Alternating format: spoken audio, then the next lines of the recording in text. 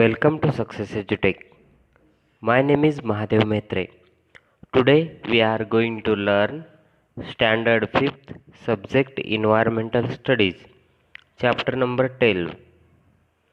Chapter name is Food for All, यानी सबके लिए भोजन। यह पाठ आज हम देखने जा रहे हैं, तो चलिए शुरुआत करते हैं।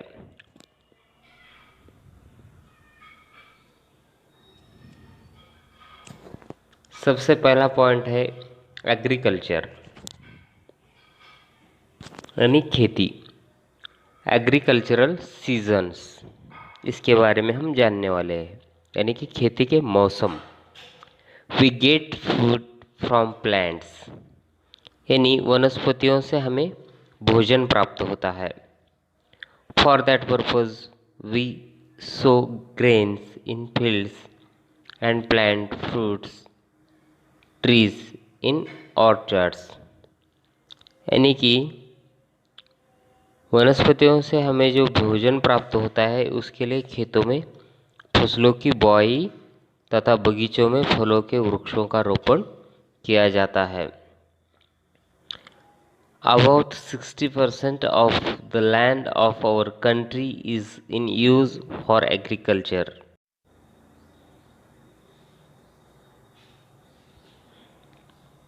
यानी कि भारत के लगभग 60% भूभाग का खेती के लिए उपयोग किया जाता है।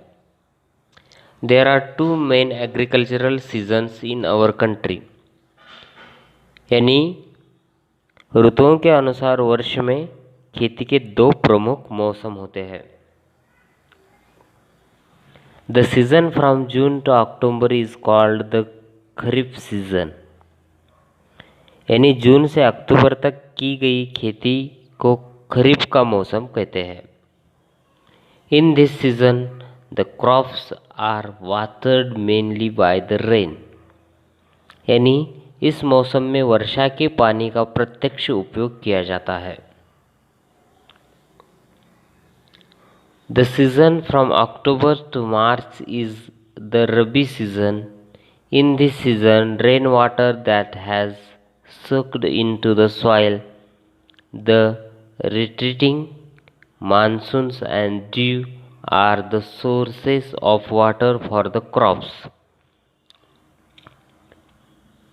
यानी अक्टूबर से मार्च तक की गई खेती को रबी की फसल का मौसम कहते हैं। इस मौसम की फसल के लिए भूमि में रिसा हुआ वर्षा जल, वापसी की मानसूनी वर्षा, तुषारपात का उपयोग होता है।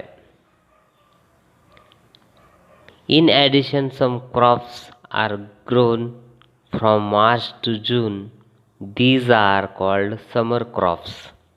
यानी इसके अतिरिक्त मार्च से जून के मध्य जो फसलें ली जाती है उन्हें ग्रीष्मकालीन फसलें कहते हैं।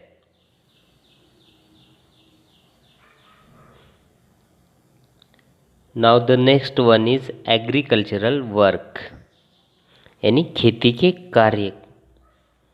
Every farmer wishes to get a good harvest, यानी प्रत्येक किसान का ऐसा प्रयास होता है कि उसके खेत की फसल में अच्छी वृद्धि हो। A good harvest provides a good income, यानी फसल की अच्छी वृद्धि होने पर उससे अधिक अच्छी उपज भी मिलती है। Fertilized land, good quality seeds and fertilizers and availability of water are essential for a good harvest. यानी भरपूर कृषि उपज के लिए उत्तम जमीन, उत्तम बीज, खादें और पानी की उपलब्धता होनी चाहिए। It is also necessary to carry out the tasks of tilling the land. इसके लिए परिश्रम भी करना आवश्यक होता है। The crop in the field must be protected and harvested crop must also be stored safely। यानी कि साथ साथ खेत की खड़ी फसल की सुरक्षा करनी पड़ती है और अंत में प्राप्त होने वाले अनाज का सुरक्षित भंडारण करना पड़ता है। All of these processes are important, यानी कि ये सभी जो कार्य है अत्यंत महत्वपूर्ण है। The population of our country is increasing and still the needs of all the people are being met। यानी कि हमारे देश की जनसंख्या बढ़ती रहने पर भी सब लोगों के भोजन की आवश्यकता की पूर्ति हो रही है। This has been possible because of modern improved methods of agriculture। खेती की सुधारित विधियों का उपयोग करने के कारण ही यह संभव है। Then the next point is traditional agriculture, यानी कि पारंपरिक खेती। In the traditional method of agriculture fogging, tilling etcetera were done with the help of oxen। यानी कि पुराने समय की विधि से खेती करते समय बैल द्वारा खींचे जाने वाले हल तथा फाल का उपयोग होता था। इसी प्रकार फसलों को पानी देने के लिए मोट का उपयोग होता था, यानी a mote, a huge leather bag driven with the help of oxen was used to see in this picture drawn water from the well। Harvesting, threshing etc. was done by the members of the farmers family themselves with the help of oxen। However, farmers now carry out all these tasks with the help of machines। यानी कि इसी प्रकार फसलों को पानी देने के लिए मोट का उपयोग होता था। किसान के परिवार वाले कटाई तथा मड़ाई आदि काम स्वयं अथवा बैलों की सहायता से करते थे। अब किसान खेती के सब काम यंत्रों के सहायता से कर रहा है।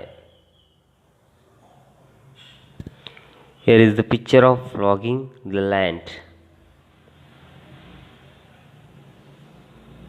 जमीन की जोताई का चित्र हम देख रहे हैं।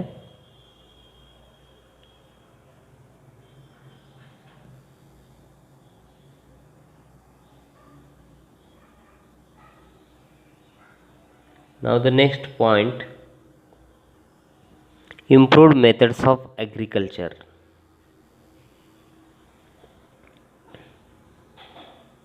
यानी कि खेतों की सुधारित प्रौद्योगिकी। इसमें से पहला पॉइंट आता है इम्प्रूव्ड सीड्स, यानी सुधारित बीज। Earlier it was the customary to preserve the seeds of one harvest for sowing in the next season. यानी पुराने समय में किसी एक मौसम में तैयार होने वाली फसल के बीजों को सुरक्षित रखकर अगले मौसम में उनका उपयोग करने की विधि प्रचलित थी।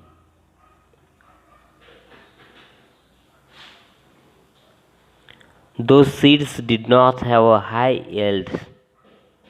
यानी कि अब अनुसंधान शोध द्वारा सुधारित बीज तैयार किए जाते हैं। Nowadays improved seeds are developed through research।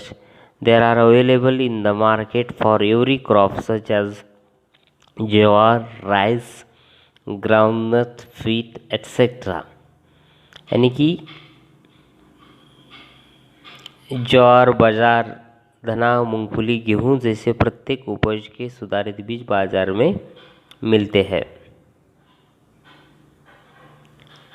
These have a higher yield। They can resist pest attacks। Some varieties become ripe and harvesting in a shorter period of time, while some give a high yield even with a low water supply। इसके अतिरिक्त कुछ बीजों की फसलें तेजी से बढ़ते हैं। इन बीजों की फसलों में कीड़े भी नहीं लगते। कुछ बीजों की फसलों तो कम पानी देने पर भी उपज देती है।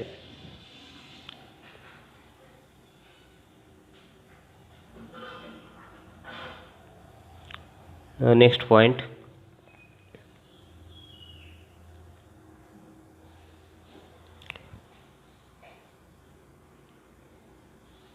Now the next point is modern methods of irrigation, यानी सिंचाई की आधुनिक विधियाँ। यह पॉइंट हम देखने जा रहे हैं।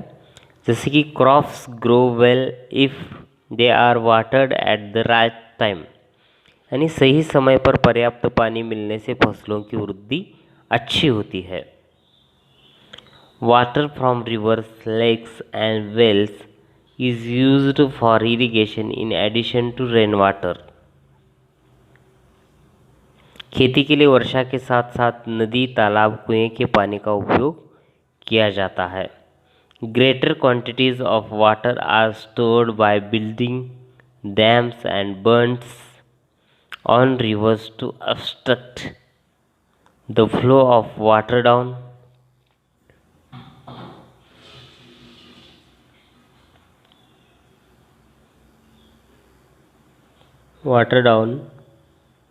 stream. This also helps to raise the levels of groundwater, यानी कि नदियों पर बांध बनाकर और वर्षा के पानी को रोककर पानी का संचय किया जाता है। ऐसा करने पर भूजल का स्तर भी बढ़ता है।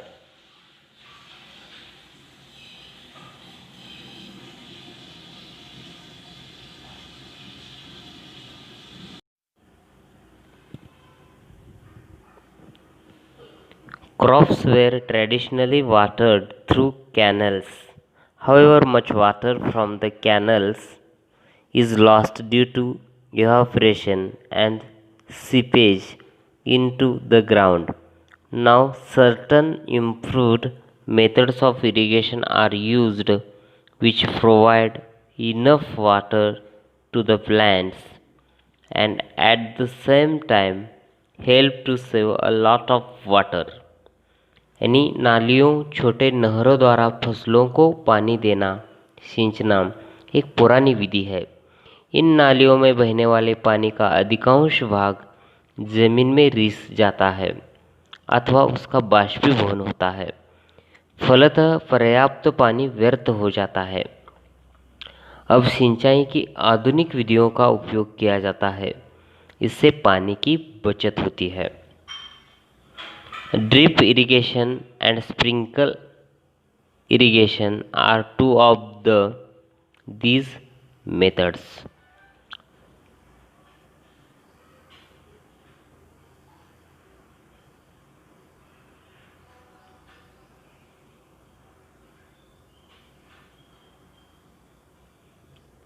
टपक सिंचन और फुहार सिंचन सिंचाई की आधुनिक विधियां हैं।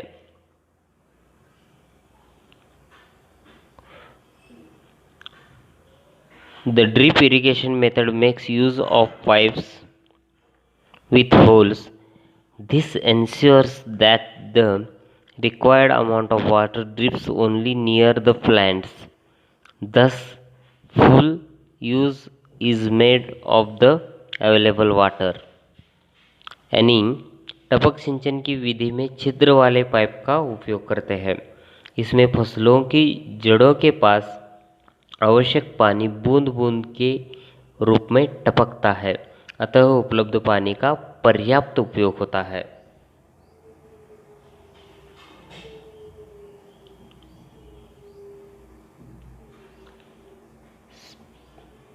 Sprinkle irrigation makes use of sprinklers of different size that spray water directly on plants. अतः उपलब्ध पानी का पर्याप्त उपयोग होता है। फुहार सिंचन विधि में छोटे बड़े फुहारों द्वारा फसलों पर पानी का छिड़काव किया जाता है। यहाँ पर ए पॉइंट पूरा होता है।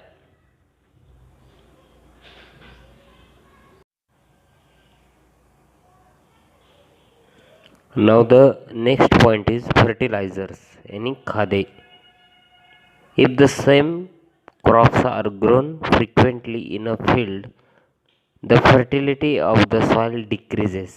यानी कि खेत में बार बार एक ही फसल लेने पर उसकी उत्पादकता क्रमशः घटती है. Then we have to add fertilizers to the soil to restore its productivity. इसलिए मिट्टी में खादें मिलाकर हमें मिट्टी का उत्पादकता बढ़ानी पड़ती है. Fertilizers provide the required nutritive substances to the crop. There are two kinds of fertilizers, natural and chemical. इससे फसलों की उपयुक्तता पोषक पदार्थों की पूर्ति होती है. खादों के दो प्रकार हैं, जैसे प्राकृतिक खाद तथा रासायनिक खाद. इसे उर्वरक भी कहा जाता है. Natural fertilizers are called manures.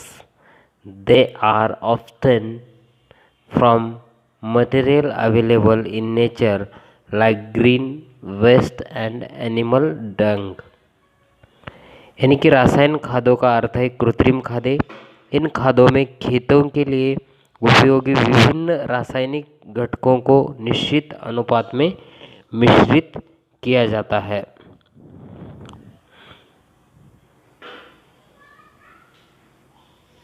Chemical or artificial fertilizers are mixtures of different chemical substances in specific proportions useful for agriculture. यानी पुराने समय में खेती की विधि में गोबर की खाद, लेडी की खाद, जैविक खाद और कंपोस्ट खाद जैसी प्राकृतिक खादों का उपयोग किया जाता था.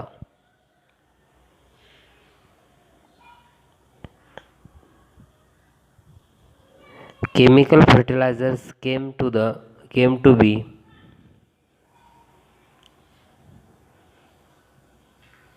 used for quicker growth and higher yields.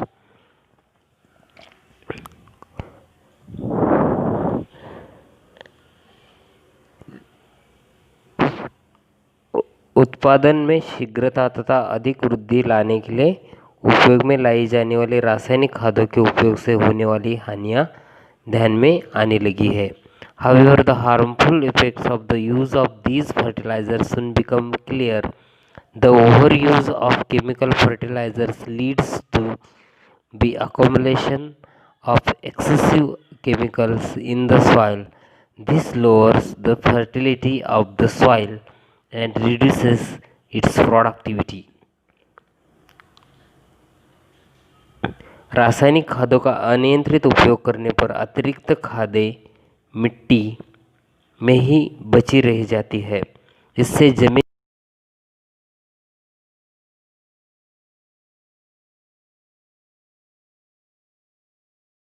It's productivity.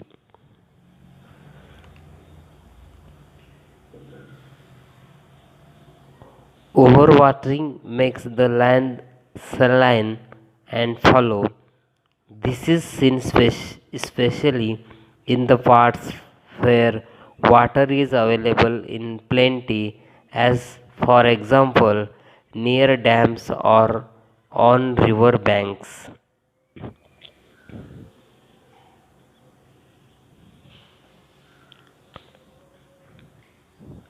यानी खेती के लिए पानी का अधिक उपयोग करने पर भी जमीन क्षारयुक्त अथवा खारी होती जा रही है.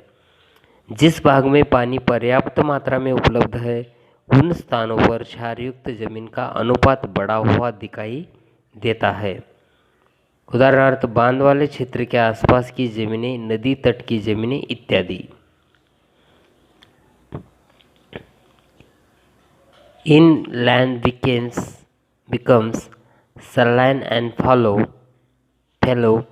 It has to be tested to find out which substances it lacks. The fertility can be restored by adding these substances. It is costly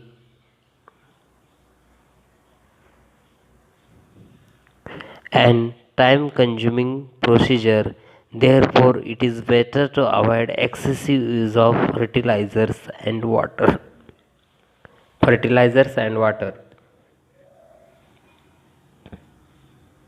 जमीन क्षारयुक्त होने पर मिट्टी का परीक्षण करके जमीन की कमी को दूर करने के लिए उसमें आवश्यक घटक तत्व डाले जाते हैं। ऐसा करने से जमीन की उत्पादकता में वृद्धि होती है, परंतु इसमें समय और पैसों की बर्बादी होती है। इसलिए रासायनिक उर्वरकों और पानी के अत्यधिक उपयोग को नियंत्रित रखना चाहिए, जिससे जमीन क्षारयुक्त न हो।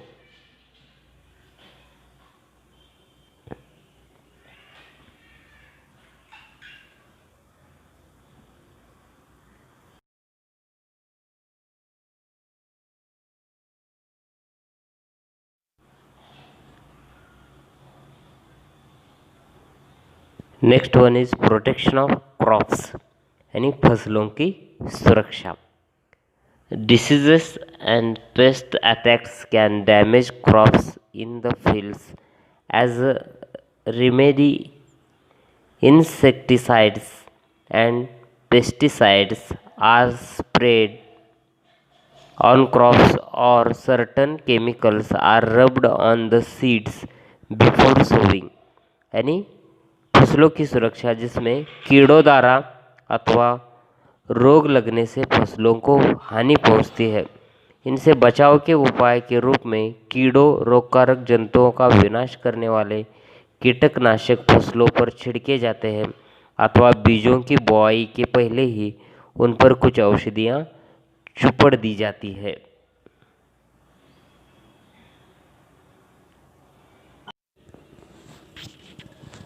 Next one is storage of grain, यानी अनाजों का भंडारण। Storing the harvested crop safely is as important as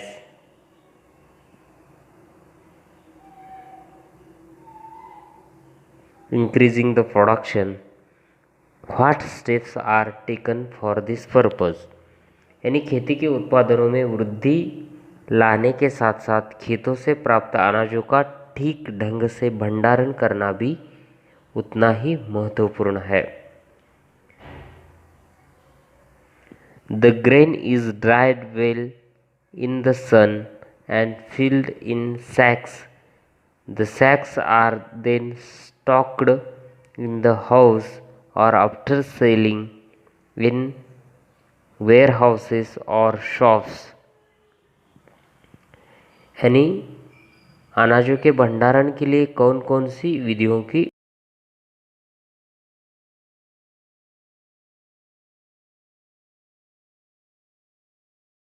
आकर बोरों में भरते हैं।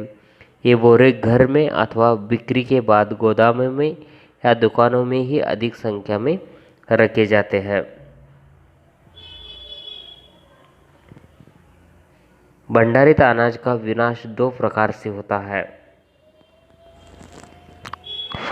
Stored grains can get damaged into two ways. Mice,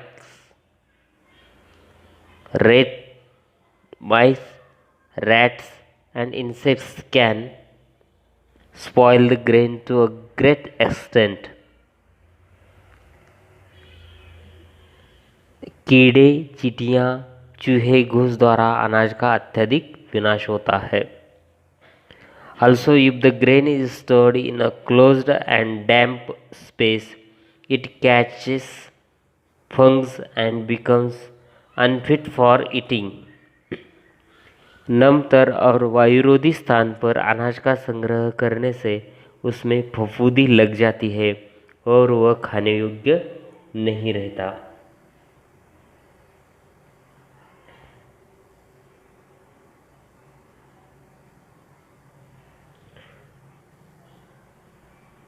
To prevent such damage by pests, chemicals are sprayed at the place of storage or all around it. कीड़े तथा चींटियों से उपद्रव से अनाज की सुरक्षा के लिए अनाज के संग्रह वाले स्थान पर उपयुक्त दवाओं का छिड़काव करते हैं अथवा अनाज के भंडार के चारों ओर फैला देते हैं।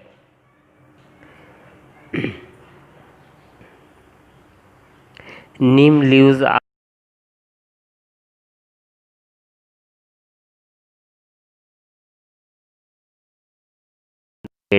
their smell repels insects.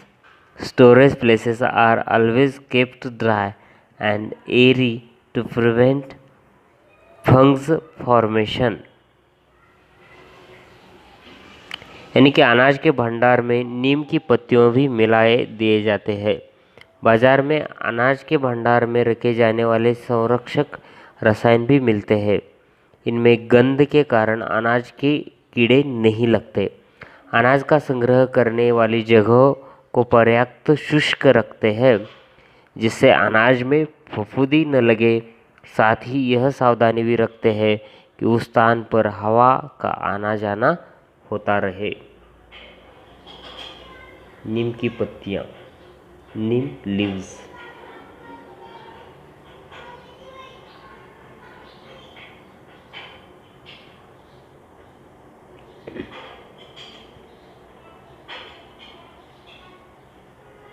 Now the next one is food storage and conservation of environment,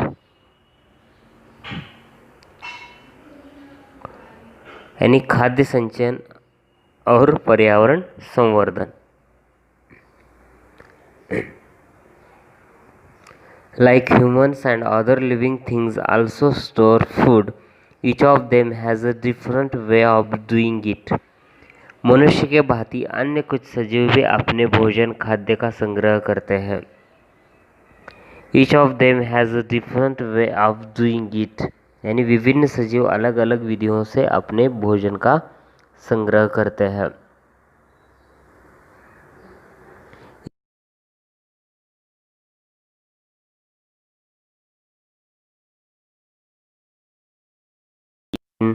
And a honeycomb in the form of honey, जैसे चींटियां अपने भोजन का संग्रह करती है, इसी प्रकार मधुमक्खियां फूलों से प्राप्त किए गए मकरंद को शहद के रूप में छत्तों में संग्रहित करके रखते हैं। Squirrels store seeds because these animals store food. It is available to them when they need it. गिलहरी भी फलों के बीजों का संग्रह करती है। इस प्रकार भोजन का संग्रह करने के कारण जब आवश्यक हो उस समय इन प्राणियों को भोजन उपलब्ध हो सकता है। It is available to them when they need it.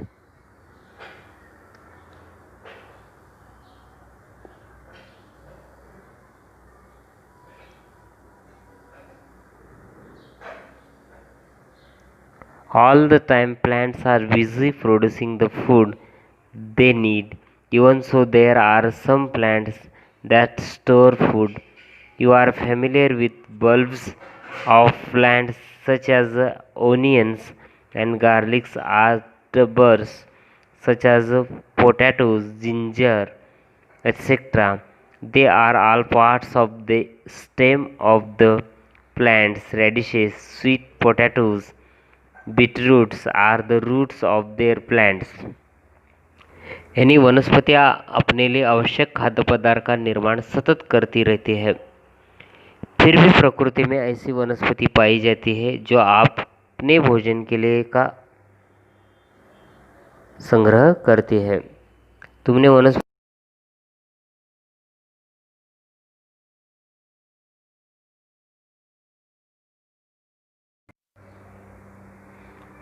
के तने का भाग है। शकरकंद, मूली, गाजर, चुकंदर एवं उन वनस्पतियों की जड़ें हैं। इन भागों में वनस्पतियां भोजन का संग्रह करती है। These plants store food in their stems of roots. We too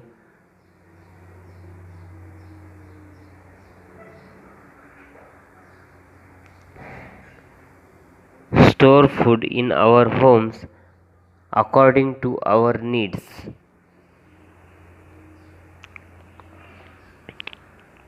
आवश्यकतानुसार हम भी घर में खाद्यान्नों का संग्रह करते हैं. In India, due to the improved methods of cultivation, we now produce plenty of food grains. The production exceeds the demand.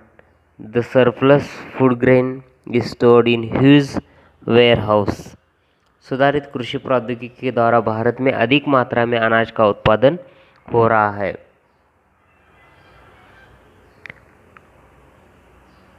अधिक मात्रा में अनाज का उत्पादन हो रहा है. बचा हुआ अनाज बड़े बड़े गोदामों में संग्रहित किया जाता है. Sometimes production is affected by a disaster such as floods, drought, a cyclone or hailstorm. At such times, the stored surplus grain can be used for the people. It can also be used for people displaced due to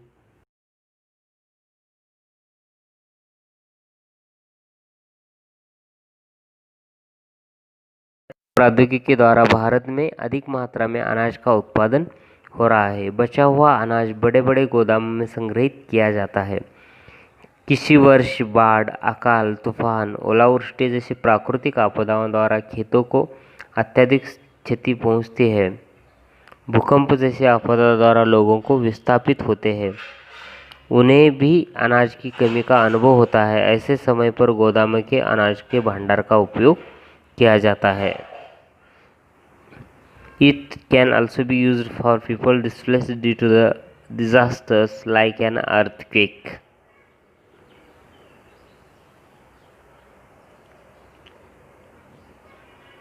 Visit to a fair price shop.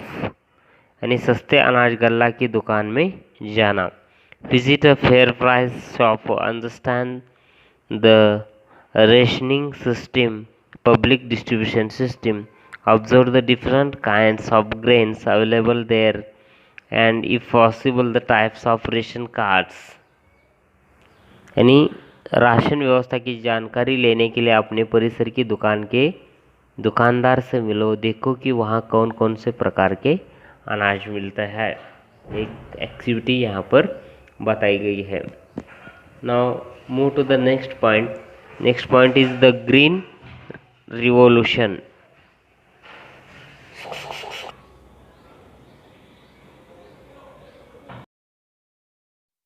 Now the next point is the green revolution यानी हरित क्रांति. Today our country is self-reliant as far as production of food grains is concerned. We are also able to export the surplus grain. The tremendous increase in food grain production in our country was achieved during the green revolution. यानी कि हमारा देश खाद्यान्न के संदर्भ में आत्मनिर्भर हो गया. साथ साथ आवश्यकता से अधिक उत्पादित खाद्यान्न का हम देश विदेश में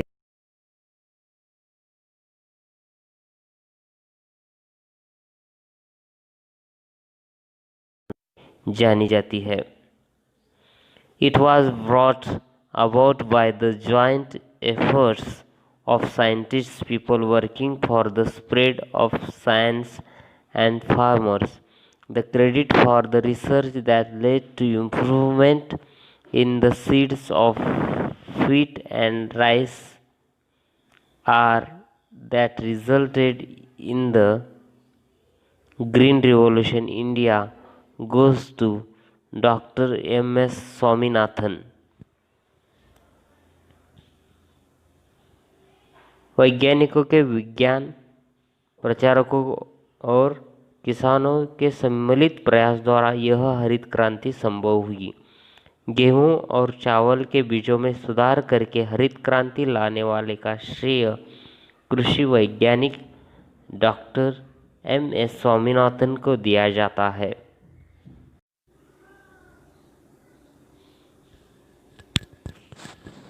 next point is food security यानी खाद्यान्न सुरक्षा. Food is a basic need. Many countries have made laws to ensure that every person gets sufficient food according to their need. यानी भोजन हमारी मूलभूत आवश्यकता है.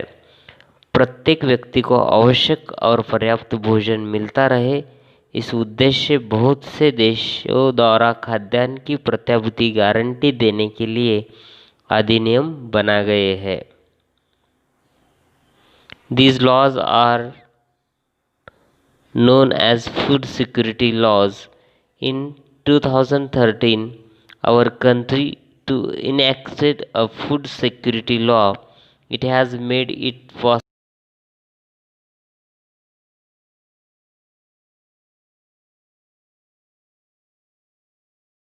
starvation and deaths due to hunger.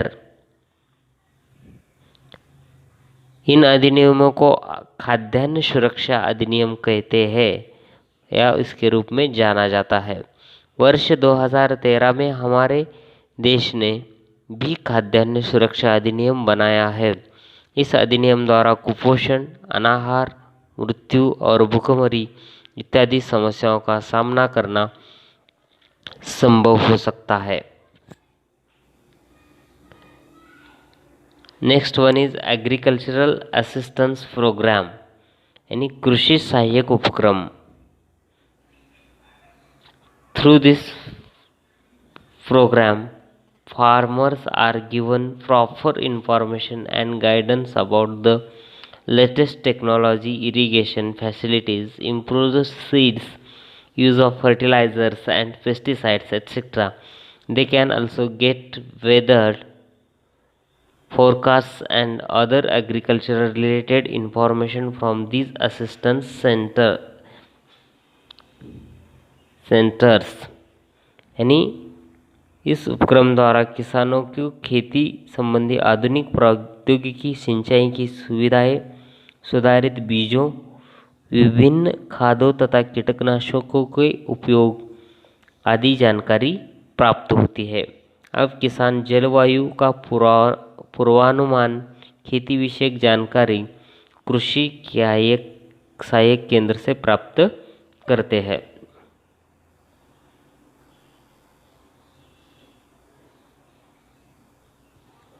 A farmer asking for information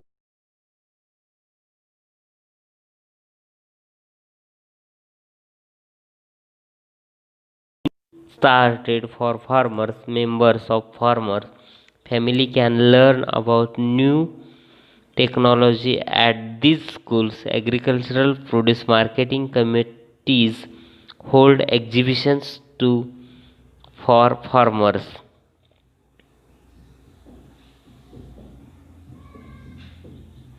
इसके अतिरिक्त उनके लिए कृषि विद्यालय भी प्रारंभ किए गए हैं. इन विद्यालयों में किसानों के परिवार के सदस्य खेती संबंधी नवीन प्रौद्योगिकी सीखते हैं.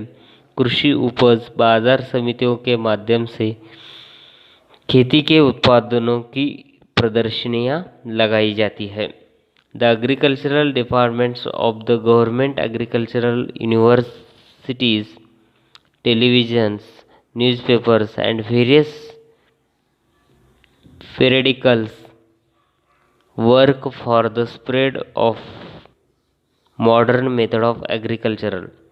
सरकारी कृषि विभाग कृषि विश्वविद्यालयों, दूरदर्शन, समाचार पत्रों, विभिन्न पत्रिकाओं, कृषि पर आधारित विशेषज्ञों इत्यादि के माध्यम से आधुनिक खेती का प्रचार एवं प्रसार किया जाता है. Now it is possible for all farmers to use these modern methods to increase production. The whole country benefits from these efforts.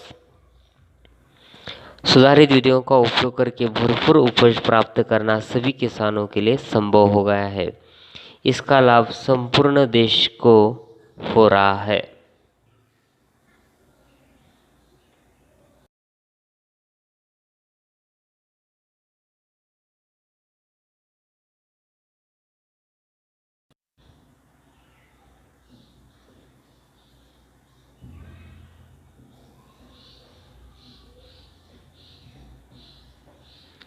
Crop should be watered only as much as necessary, यानी खेती में जितना आवश्यक हो उतने ही पानी का उपयोग करें।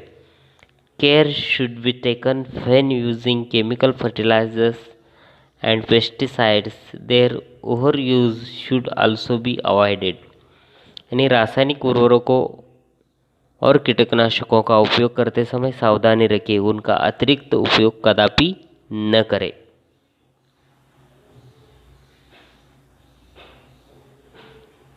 ऑर्गेनिक फार्मिंग यानी जैविक कार्बनिक कृषि।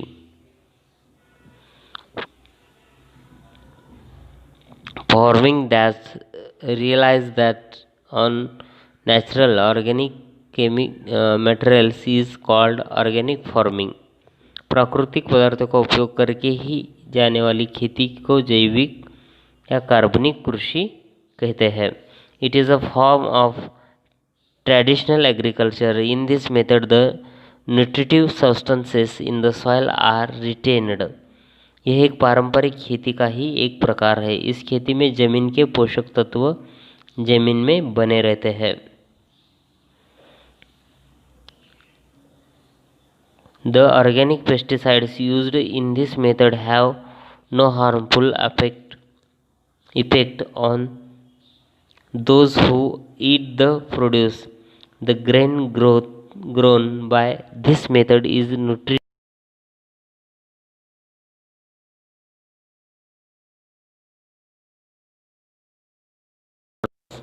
have begun to opt for organic farming methods।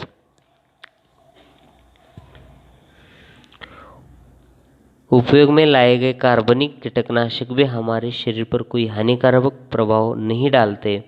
इस खेती में पैदा होने वाले अनाज कसदार होता है। इसके अतिरिक्त वह स्वाद में उत्तम होता है। इसलिए किसानों द्वारा जैविक कृषि पसंद की जाने लगी है।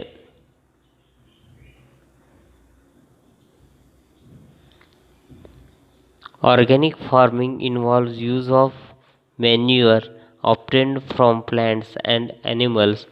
These manures consist of fish and bone meal, animal excreta, as well as decomposed remains of plants and animals। इसी खेती में वनस्पति और प्राणियों द्वारा प्राप्त होने वाली खादों का ही उपयोग किया जाता है।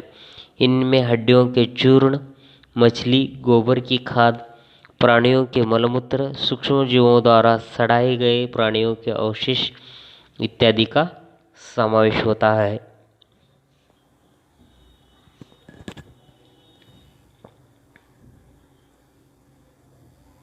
What we have learned, हमने क्या सीखा। There are two main agricultural seasons, the kharif and the rabi season. Kharif तथा रबी खेती के मुख्य मौसम है। Using improved methods of farming leads to an increase in production।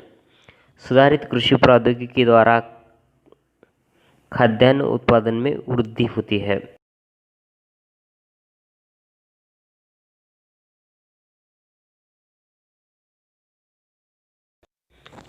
यानी कृषि सहायक उपक्रमों द्वारा किसानों को खेती के संबंध में नवीन प्रौद्योगिकी की जानकारी मिलती है।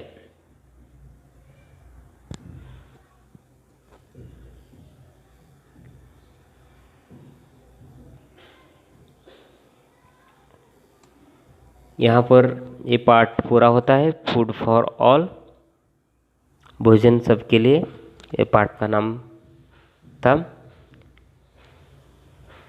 आई होप आप सभी को ये पूरा समझ में आया है।